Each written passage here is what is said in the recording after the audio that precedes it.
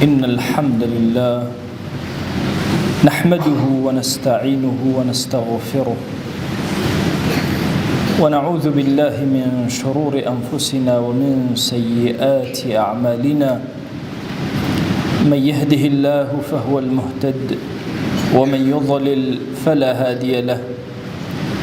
أشهد أن لا إله إلا الله وحده لا شريك له وأشهد أن محمدًا عبده ورسوله يا أيها الناس اتقوا ربكم الذي خلقكم من نفس واحدة وخلق منها زوجها وبث منهما رجالا كثيرا ونساء واتقوا الله الذي تساءلون به والأرحام إن الله كان عليكم رقيبا لپاش سپاس و ستایشێکی بێهامتا بۆ کردگاری مەزن و داواکردنی درود و ڕەحمەت بۆ سەرگیانی پاکی پێشەوای مرۆڤایەتی محەممەد صلی الله تعالی عليه وسلم. زۆرن ئەو چمکانەی کە زوڵمیان لێکراوە لە ئەمڕۆیە، یەکێک لەو چمک و زاراوە زۆر جوانانەی کە زوڵمی لێکراوە لە ئەمڕۆیە بریتیە لە وشەی خۆشەویستی. ئەگەر ئەمڕۆ باسی خۆشەویستی ئەکرێ، زیهنی گەنج و لاوەکانمان بەرەولای ئافرەتێک و بەرەولای بێوەعدی و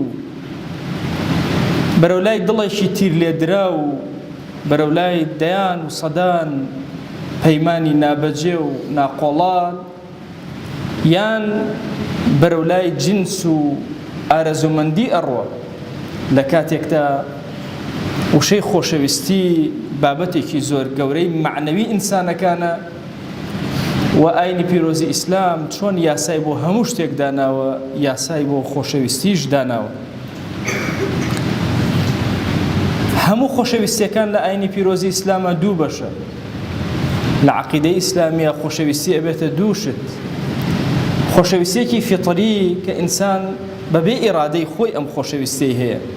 خۆشەویستی بۆ دایک و باوک، خۆشەویستی بۆ نیشتیمان، خۆشەویستی بۆ برا، بۆ خزم،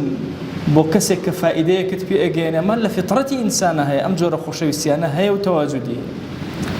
خۆشەویستیەکمان هەیە لە شەریعەتە پێی ئەوترێ خۆشەویستی ئیکتیسابی، ئینسان بە کەسب پەیە ئەکا، وردە وردە بۆی دروست ئەبێ.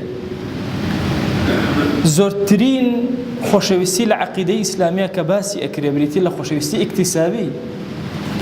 چۆن ئینسان کەسبی خۆشەویستی ئەکات و پلەی بەرزە بێتەوە لە خۆشەویستی. دیارە وشەی خۆشەویستی لە زمانی عەرەبیە بە حوب دێت. حوبیش چەندین مانای گەورە گەورەی هەیە لە زمانی عەرەبیە. یەکێک لە ماناکانی بە معنای سەفا و سپیەتیت، ئەڵێن حەبوو بە ئەسنان و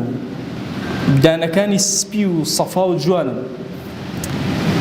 بە گۆزەیەک کە ئاویتی ئەکەیت و ئیستیقرار ئەکایەکێ لە معناکانی معنای ئیستیقراریەتە حوب.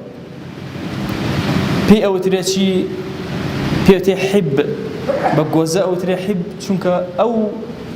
ئاوە لە ناوێ ئیستیقرار ئەکات و ئەوەستێتەوە. تەنانەت باران وردە دەنگەکانی کە لە سەرەوە بەرەو خوارەوە دێن و هێشتا نەگەیشتونتە سەرزەوی پێوترێ حیبە بولمەطەر. تەنانەت بە ناواخنی زۆرێک لە شتەکان کەلیمەی حوب بەکار هاتووە، بۆیە ئەبینی بە ناوکی هەموو شتێک ئەوترێ حەبە لە زمانی عەرەبیە. هەمومان حەبەت الشەمسمان بیستووە بە گوڵە بە ڕۆژە ئەڵێن، چونکە ناوەک پێ ئەوترێ حەبە. ئەم وشەی خۆشەویستی لە زمانی عەرەبیە بۆ سەفا و نەقا، بۆ بەرزیەتی، بۆ ناواخنی شتەکان، بۆ ئیستیقرار و ئارامی بەکاری. بۆیە ئێمەی موسڵمان کاتێکە لە بەرامبەر ئەو کەلیمە گەورە جوانە ئەوەسین و ئەمانەوێت لە مەسائیلی ئیلاهیات و خواناسی و عرفانە بەرزی کەینەوە، ئەبێت تێبگەین ماناکەی چییە. حوبێکی دوو ڕۆژی نییە و بڕۆ، خۆشەویستیەک نییە بۆ سات و دوو سات بێ، ئیستیقراری هەیە، بەرزە، نەقی و صاف و پاک و جوان و سپیە، خیانەتی تیان نییە. عەرەب هاتوون و تویانە حب زۆر ناوی هەیە لە زمانی عەرەبیە، زۆر پلەی هەیە. زانانی ئیسلامی شەرع پلەکانیان باس کردەوە، وتوانە حب بەشێکی بریتێ لە ئیرادەی ئینسان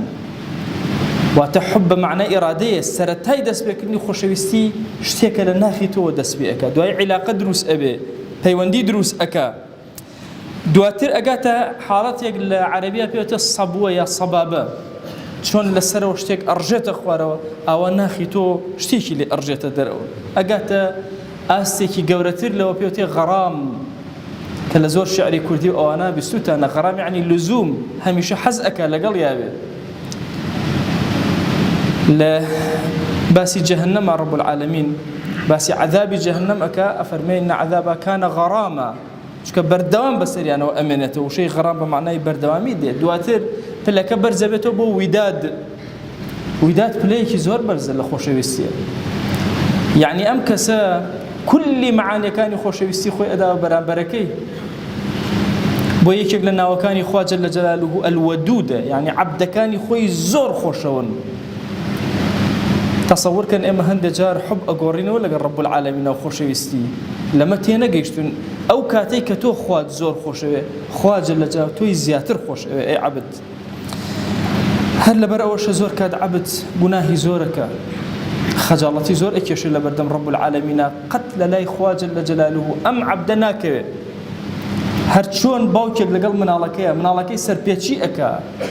عەزیەتی ئەدا تووڕە ئەبێ لێشی بدە لە دڵیان ناکەوێ ئەم مناڵەی هەر ئەیەوێت لە دوای ئەمە پلەی خۆشەویستی ئەچێ بۆ شەغەف لە باسی یوسف عەلەیهی سەلام رب العالمین ئەفەرمێ قەد شەغەفەها حوبە شەغەف پەردەیەکی ناسکی ناو دڵە یعنی ئەو پەردەی بڕیوە چۆتە ناوەوە دواتر پلەکە بەرزە بێتەوە بۆ عیشق اینجا دێتە تەتمیم تەتەیوم اینجا ئەچێتە پلەی تەعەبود اینجا ئەگاتە پلەی خولەت هەومان ئەزانین ئەڵێن ئیبراهیم خەلیل الله یعنی پلەیەکی زۆر بەرز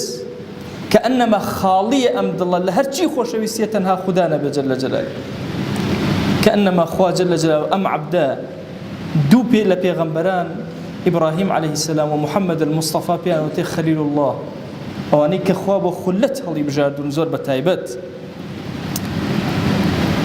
لە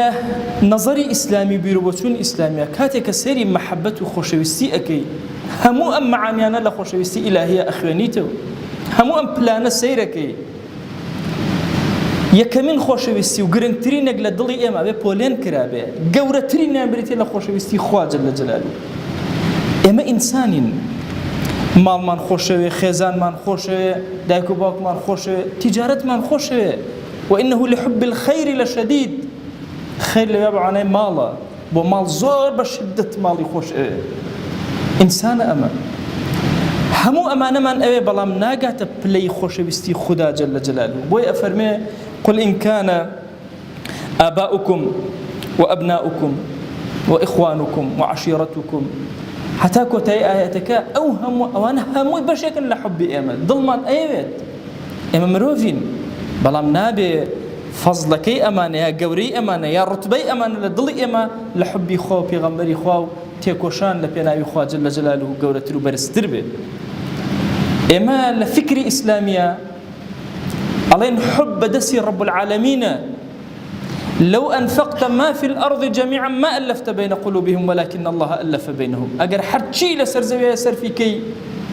ناتواني دلي أم خلقي خي أي بيغمري خوا صلى الله عليه وسلم خوا خوي دليان يك أخا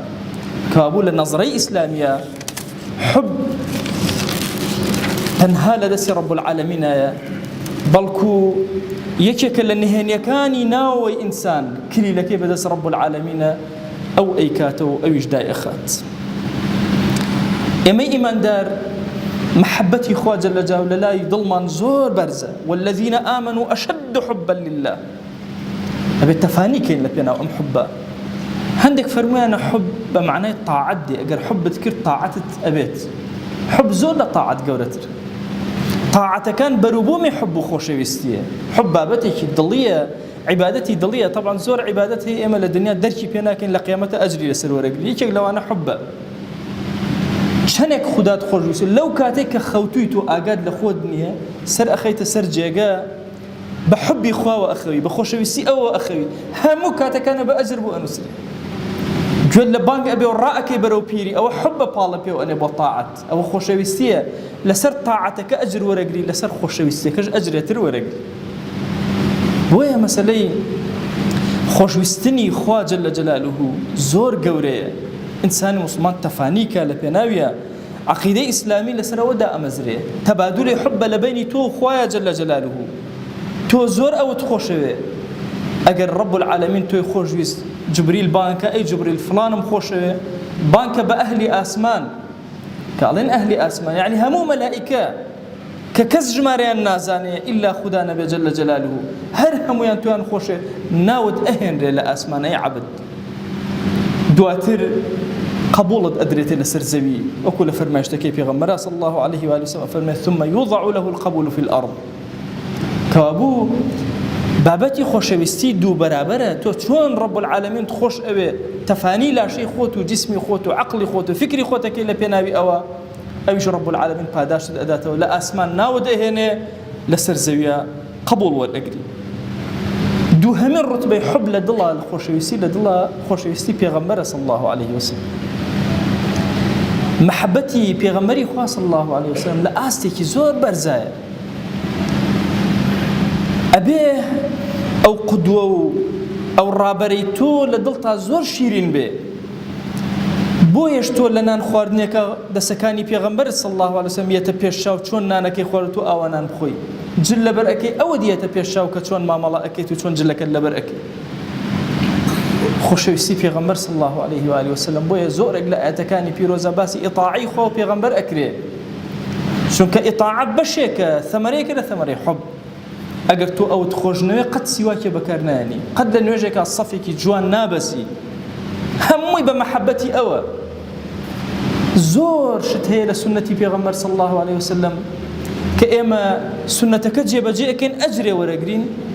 لە پەناشیان مەحەبەتەکە ئەجرێکتری لەسەر وەرەگرین وی لە قیامەتە ئەعمالی قولوب هەمووی ئەجری لەسەر وەرەگرین چۆن ڕقلێبوون لە دڵە حساباتی بۆ کردی خۆشەویستیش حساباتی بۆ کردی چۆن حەسەد خراپە دڵپاکیش باشە لەسەر ئەویان زەرر ئەکەیت و گوناهبارە بی لەسەر ئەمەیان ئەجر وەرەگری پاداش وەرەگری بەرزە بیتەوە خۆشویستنی پێغەمبەر صلی الله عليه وآله وسلم لە ئاستێک کە لە خۆتت خۆشتر بوێ لە خۆت زیاتر تەفانیکەی بۆ پێغەمبەر صلی الله عليه وسلم یەکێک لە هاوڵانی پێغەمبەر صلی الله عليه وسلم لە صحیح مسلمە هاتووە ئەفەرمێ زۆر عارەقی ئەخواردەوە بیرکەنەوە هاوڵی پێغەمبەر صلی الله عليه وسلم بەڵام زۆر شۆربی خەمری هەبوو زۆر عارەقی ئەخوارد هەموو جارێک داری لێ ئەدرا لەسەر ئەمەی کە عارەق ئەخوات یەکێک لە جارەکان کە داری لێ ئەدرا یەکێک لە هاوڵەکان قسەیەکی پێوت فەسەبەه پێغەمبەری خوا صلی الله عليه وسلم دەموچاوی زۆر تێکچوو فەرمووی لا تەلعنوه نەچن گوێن بەم کەسە بدەن و لعنەت و نەفرینی لێ بکەن لەبەرەوەی گوناهبارە فما علمت منه إلا أنه يحب الله ورسوله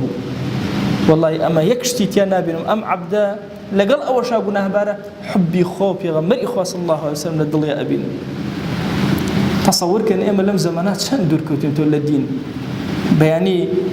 طبيعة من وايلها توقع كسيكي قلنا هبارة بين همو ما تفو لعنتي لي كانوا دوري أخينا ولا دينو دفزانا في غمري خوا صلى الله عليه وسلم سيري كوي أكا لم كاتي أم كسقنا هبارة سيري ضلي جواني أكا كبر لخوشويستي خدا وفي غمري خوا صلى الله عليه وسلم بۆیە ئەم دوو پلەی خۆشەویستیە پلەیەکی زۆر باڵان لە ئیسلامە ئێمەی ئیماندار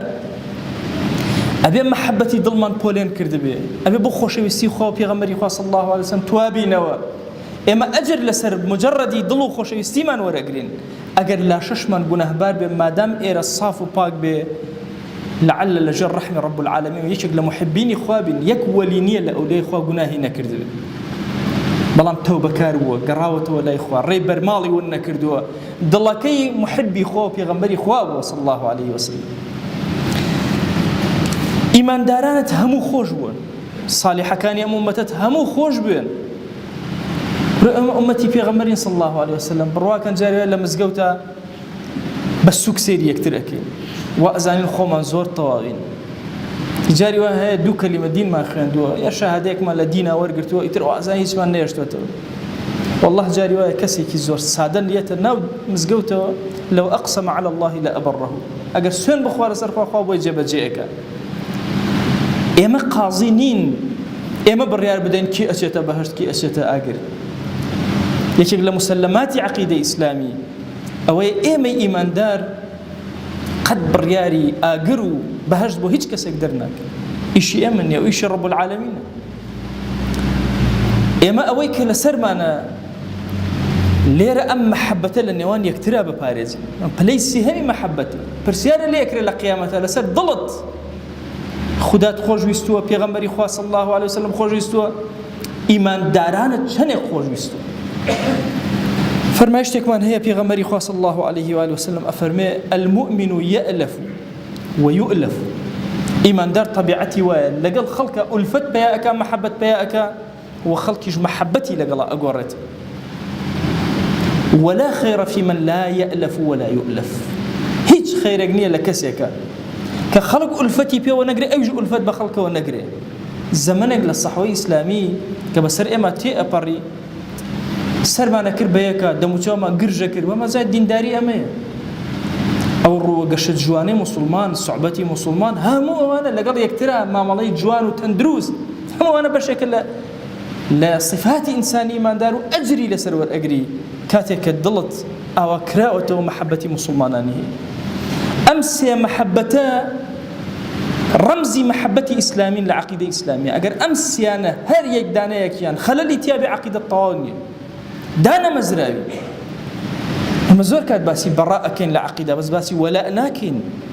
والله ئەم دڵی تۆ ئیماندارێکە بێ لەسەر زەویە خۆشت نەوێ خەلەل لە عەقیدەتە هەیە بەشێک لە عەقیدەکە وەلاء و بەڕا تەواو نییە وە خۆشەویستی خوددا و پێغەمبەری خوا صلی الله علیه وسلم ئەم سێ بەشە کۆڵەکە سێ کۆڵەکەی گەورەی ناو عەقیدەی ئیسلامین دواتر هەموو حوبەکانی تر تۆ ئەجری لەسەر وەرەگری تەسەوور کە ئەم ئیسلامە عەزیمە پێت ئەڵێ محبەتی فطری کە بەدەست خۆت نییە ئیکتیسابی نییە لە دڵی تۆیە هەیە و ئەجریشی لەسەر وەرەگری دایک و باوکت خۆشەوێ ئەجری لەسەر وەرەگری دایک و باوک مناڵەکەی خۆی خۆشەوێ ئەجری لەسەر وەرەگری ژن و مێردە یەکیان خۆشەوێ لەسەر حەڵاڵ و خواناسی ئەجری لەسەر وەرەگرن ئەمە ئەو مەفهومە گەورە و معنە ئیسلامیە گەورەیە بۆ خۆشەویستی نەک ئەو معنایە کە ئەمڕۆ سەرف ئەکرێت لە زیهنی گەنج و شەبابی ئێمە بۆ شوێنێکی تر و لایەکی تر و بۆ فکرێکی تر ئێمە ئیماندار ئەبێت دڵمان لەگەڵ خوایە بێ لەگەڵ پێغەمبەری خوایە بێ صلی الله علیه وسلم لەگەڵ عامەتی موسڵمانانە بێ اینجا ئێمە ئەبینە ئەو کەسێکەوە عەقیدەیەکی ڕاسخمان هەبوو بێ دامەزراومان هەبوو بێ لە مەسەلەی حب و خۆشەویستی و مەحەبەتە خوای گیان داوات لێ ئەکەین بە ناوی جوانت بە صفەتی بەرزە بە ئیسمی عەظەمت دڵەکانمان دامەزراو کە لەسەر دینەکەت یا رب العالمین بەزەیی و ڕەحمەت و کەڕەمی خۆت بەسەرمانە ببارێنە یا ئەکرەم الئەکرەمین خوای ئیمانمان سەلامەت کە بۆ خاتینەوە جوانەکانی خۆت یا رب العالمین خوای گیان گوناه و هەڵە و پەڵەمان زۆرە یا ئیلاهی هانا ئەهێینە بەردەم قاپی تۆ لە هەڵە و پەڵەکانمان ببوورە یا ئەکرەم الئەکرەمین خوای گیان داوات لێ ئەکەین هەرچی حاجەیەکی ئەم دنیامان هەیە یا ئیلاهی هەرچی حاجەیەکمان هەیە لەو دنیا تۆ خۆت صاحبمانی خوایە هەموویمان بۆ جێبەجێکە یا رب العالمین ئەوەی بۆ دین و دنیامان باشە پێمان عەتاکە ئەوەی بۆ دین و دنیامان خراپە لێمان دوورخەرەوە یا رب العالمین خوای گیان ئەم عەبدانە بە دڵ هاتوونەتە ئەم ماڵەی تۆ ئەمانە خۆشەویستی پێغەمبەر صلی الله علیه وسلم لە بەردەم ئەم منبەرە کۆی کردوونەتەوە یا ئیلاهی هەر دوعایەکیان هەیە گیرایک يا إلهي هر دوايكان بيان عطاك ادعوا الله وأنتم موقنون بالإجابة الحمد لله رب العالمين والصلاة والسلام على خير خلق الله محمد وعلى آله وأصحابه الكرام وتابعيهم بإحسان إلى يوم الدين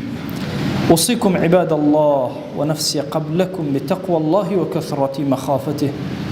فإن التقوى شعار المؤمنين ودثار المتقين ووصية الله تبارك وتعالى في وفيكم وفي الخلق أجمعين وشوي سكام يوجد صفة قوركات دلو إما وشويسين فرو وقتي إما أجيان ما وشويسي أجرس شاني سر ورمجيرمي گر وەشەویستیە کە دڵ و تۆرە گوزەر کەرەوە یا بۆ بە فەزڵ و گەورەیەوە پێیت و چونکە ئیحسان نە بەکار ئاردن یا بۆ بە خراپەوە فرە گەورە سەر ئارۆنە ئیعلام و عالەمی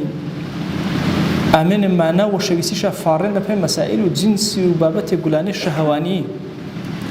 کاتێوانە حب و وەشەویستی معنەوە فرە خۆڵەشن ئینسانی ئیماندار دائما وەشەویستەکەشەنە وەشەویستی چەنی خوای چەنی پێغەمبەر و خوای چەنی ئیماندارە فاڕۆوە وەشەویستی چەنی خوای گرد و معنایەکەش مۆپەن حتا خوای زیاتر بشناسە وەشەویستیش پێی زیاتر چەنی پێغەمبەری صلی الله علیه وسلم چەنی ئیماندارە سەر و زەوین هەر یاگێ و هەر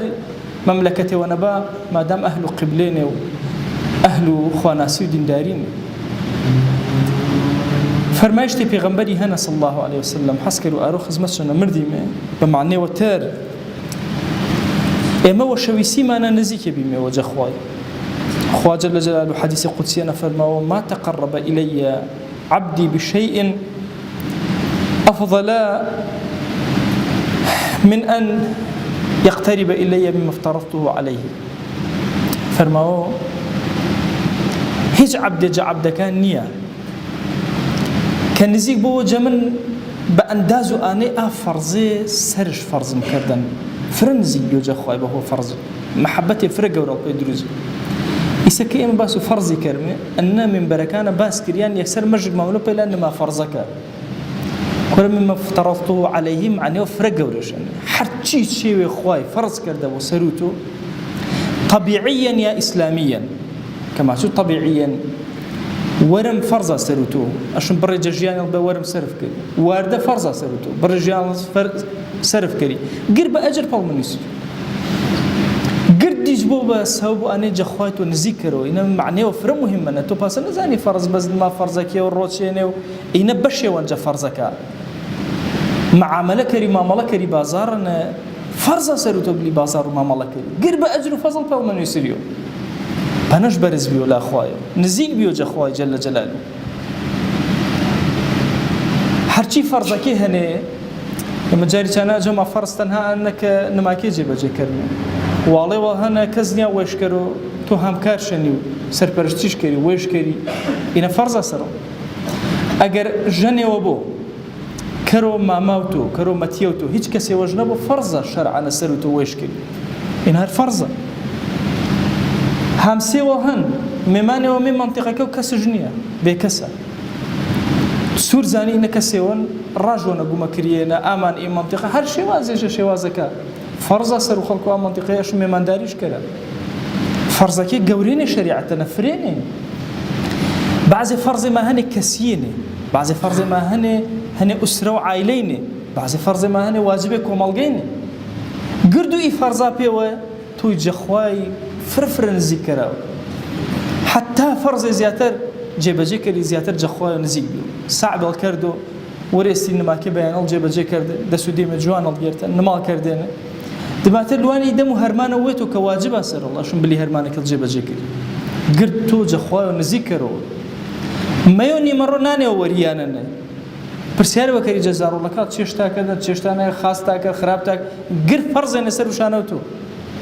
وقرديش تو نذكره وجه خواه جل جلاله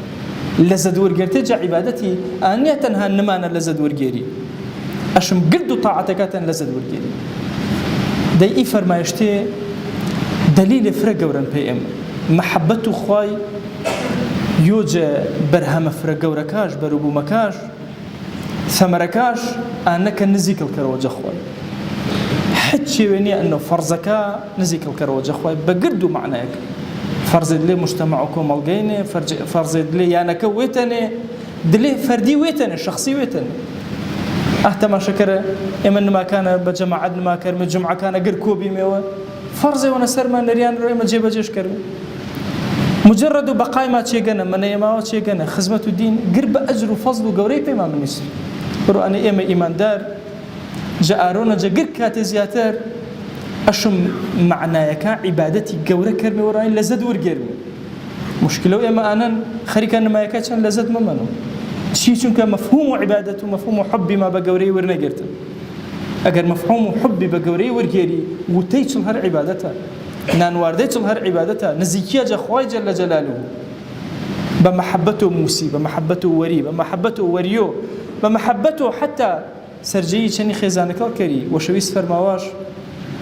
فەرماواش حتا چانەی چەند ئەجرتا دەستگن واشە یا رسول الله صلی الله عليه وسلم کەسێ وەش لەزەت وەرگێرەوە چەنی فەرماواش کریەی لەزەتەی حرامەنە وەرگێرەوە مادام حەڵاڵەنە جێبەجێشکەرەوە بە ئەجر و فەزڵ پێش بنویست گرتمە ئێمە ئینامێت لە فەزڵ فرە گەورەینە ڕەحمەت و گەورە ئیسلامینە ئومێد کەرمێ رب العالمین